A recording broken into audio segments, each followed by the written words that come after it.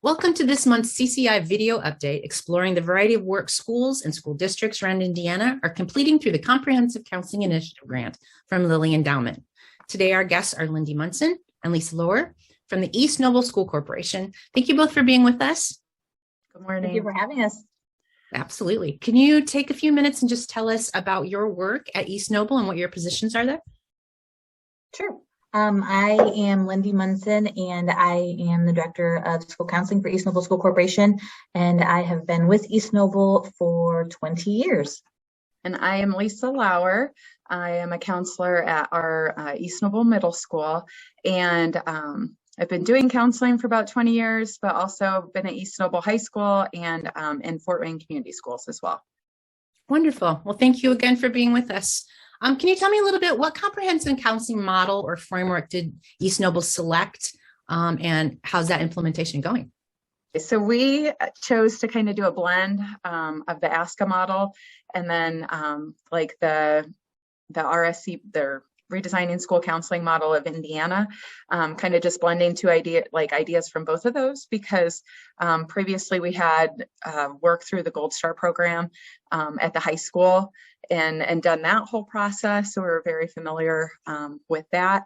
And so just kind of putting those two things together to get the best pieces of both. Awesome. And how did that go? We're pleased with it. Like we're happy with. We're, like Lisa said, we kind of took the best of both models and what worked with our school and what we were familiar with.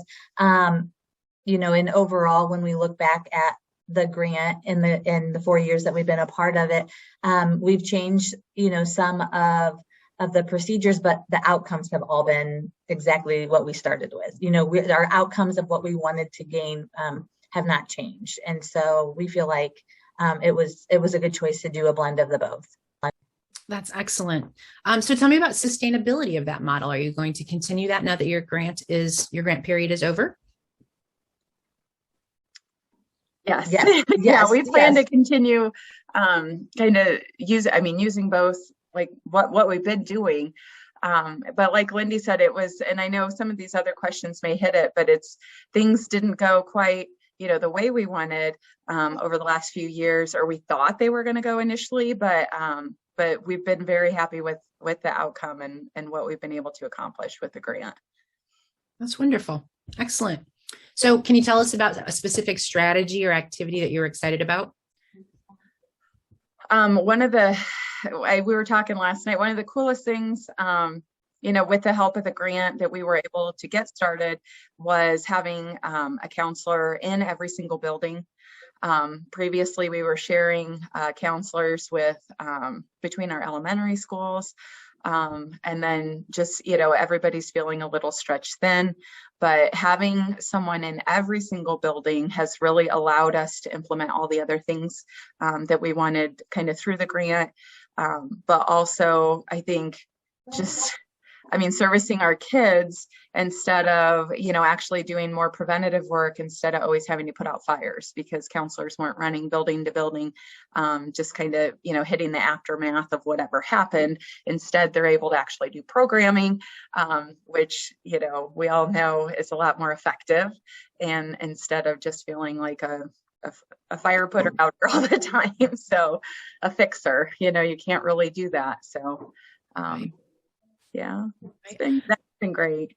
Out of curiosity, did your schools have an actual, like a school counselor in each building, or did we do some work with social workers as well? We have one social worker in a building. And that's pretty much stayed the same, that we've had a social worker on staff. This one just happened to be a licensed school social worker, and it fit the need of that building to have her in that position. That's wonderful. I like that collaboration between the two professions. That's awesome. One thing we talked about too was we're really excited with having a counselor in every building, and just everything we've been doing, we've been able to implement.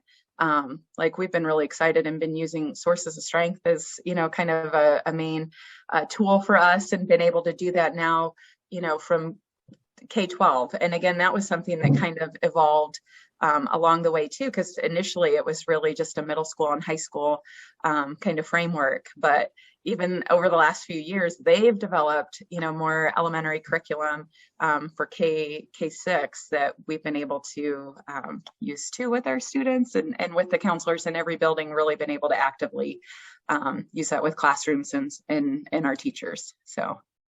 That's wonderful. So I've heard so many good things about sources of strength. Can you share with us some examples or some stories of how well it worked in your system? I don't know if you know the background of sources. It's a peer-led suicide prevention program is kind of how they market it. But I would say we caught on at the middle school and high school, and we saw the impact in the student engagement and the staff engagement. And so we wanted it to be comprehensive. We wanted it to be school-wide. And like Lisa said, we kind of nudged the national organization in Colorado. And we're like, hey, we really would love an elementary model. We'd love an elementary model. And so when they developed it, they're like, hey, do you want to pilot it? And we're like, yes. And so anytime that they're looking to do something new at the elementary level, they do reach out to us. I think that's kind of a success story in that they see that, the programming that we are doing in the secondary. And so they're like, oh yeah, let's use the school as an example. So Lisa, I'll let you talk about like a specific, I don't know if you want to talk about your healthy activities day or whatever. Oh gosh. I mean, we try to do basic, like with sources of strength, especially in middle and high school. I mean, with the elementary, there are more like classroom lessons and things you work through, kind of with the kids. But like Lindy said, with the old, like the secondary kids, it is a lot of peer-led activity. I mean, the kids kind of decide along with like the school needs, kind of what campaigns they want to do. And they do campaigns around each source of strength. I know like we have a big kickoff in the fall where students kind of learn all about the sources again or relearn, about each source by doing different activities to earn kind of different, they kind of complete a challenge to earn different things. And it's like, I don't know, it's a crazy week where we just have sources week invades our whole commons and kids work on these things during lunch and at home. And some of it's like, I don't know, they're posting pictures, they're asked to complete certain things that have to do with the sources, but earning prizes along the way. And they just have a lot of fun. All of our school counseling lessons, almost all of them, unless they're career or that kind of, or academic topics, but all of our personal social stuff has to do with sources and just exploring those. So the kids are doing different, once they complete an activity with the classroom, usually there's an associated display that they put up to kind of remind their peers about it. We have probably 170 kids, I think, that are peer leaders. At the middle school, it's kind of the average 150 to 170 every year that want to be a part of the program. So, you train those kids and then they're like infiltrating, your whole school and being leaders in the classrooms during those lessons. They actually do lead, multiple lessons throughout the year with their peers, doing campaigning at lunch during AL, like all different times. So it's been really, really cool. And it's been a really active group for us. So. Wow. That sounds really engaging. Yeah.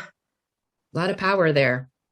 Yeah. And then, I mean, our teachers do, I mean, all of the lessons that we push out has our schedule works perfectly that they're, like I said, the kids are either presenting in the classrooms and doing it with their peers, or teachers are facilitating it in the classroom. So it's hopefully, getting a lot of relationship building along the way, is another source of strength for them. Their trusted adults hopefully are right there in the room with them, having these, serious conversations and having fun with them and getting to know them even more. That's great.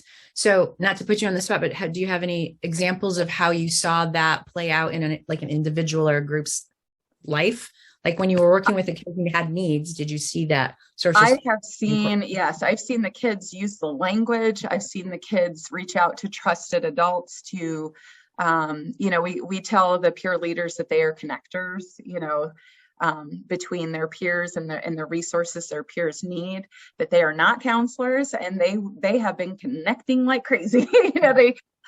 We've got, obviously they reach out, through email or through other teachers or just coming to the office saying, letting all of us know, if someone does need help or need to be seen, or we're coming down with them. That's another thing we kind of teach them is to, come with, we know you're not the fixer, you're not going to be able to fix this. It's outside of your realm of expertise, but you connect them to the right people and that's what they need. And so I would say, not a particular, but I know that has greatly increased that students are feeling more empowered to help their peers find help. Oh, that touches my heart. I'm so excited to hear that. That's great. And I love the energy in your voice when you're talking about it. It's clearly something that's close to what you do, right?